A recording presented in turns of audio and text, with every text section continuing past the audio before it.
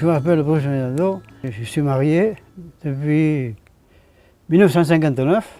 Moi j'ai 78 et elle 77. J'ai travaillé toute ma vie dans le bâtiment et là j'ai pris ma retraite là.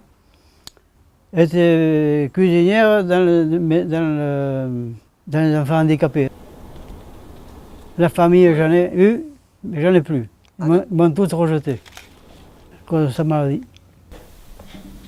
Elle était sujette aux dépressions. Chaque fois, ça passait bien. Puis là, le dernier moment, ça ne passait pas. Mon docteur, il a dit, on ne va pas rester comme ça, on va l'envoyer ici à la maison de la maladie. Il a trouvé de suite. Il a trouvé de suite que c'était la maladie de sa mère.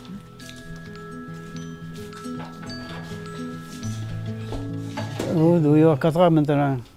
Ça a changé beaucoup de choses. On vit comme ça, là, comme les copains. La vie, pour être plus belle, si vous voulez. Le mental n'y est plus comme avant. Et la vie est très dure.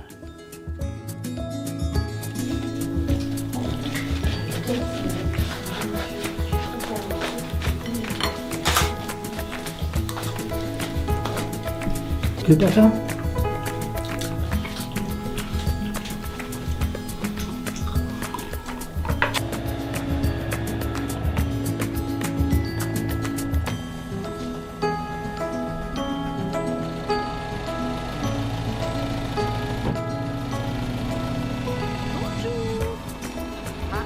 Monsieur Brugioni, je viens chercher Madame Brugioni pour l'accompagner à la halte. Quand on parle de HRDA, cela veut dire bien sûr halte répit détente Alzheimer.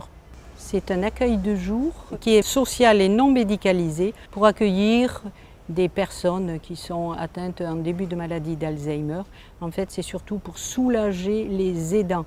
Ce n'est pas un but thérapeutique. C'est surtout pour qu'ils passent un moment agréable, convivial et que les familles soufflent un petit peu. On a cru que vous ne viendriez pas. Bonjour. Bonjour. On n'a pas le droit à la piste aujourd'hui? Non. Si.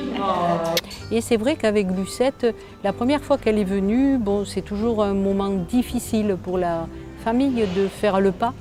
Mais elle avait un regard qui était très apeuré, angoissé. Elle était vraiment un petit peu sur sa défensive. Et puis elle s'est mise à vouloir jouer au loto puisqu'elle a vu d'autres participants qui jouaient au loto.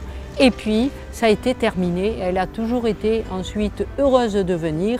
Et quand elle est avec les autres, elle arrive toute souriante, elle est heureuse. Et même elle resterait davantage que le temps qui est accordé. Annoncez les chiffres. Là. Le 6, Ouais. Oui. le 42, le 57, le 60 et le 90. Voilà. C'est bon. Son mari constate que quand elle revient de la halte, elle est très calme et qu'elle est heureuse. Elle est détendue.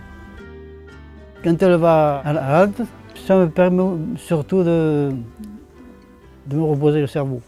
Si le temps n'est pas trop mauvais, je bricole un peu au jardin. Je fais du vélo un peu. Un peu de vélo, de la marche, n'importe.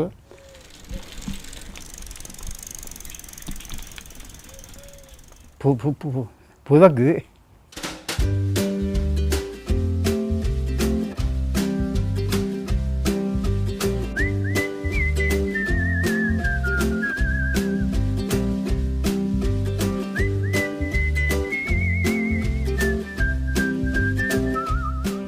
Pendant le dossier d'inscription, nous demandons aux familles quelles étaient leurs activités auparavant, qu'ils aimaient faire.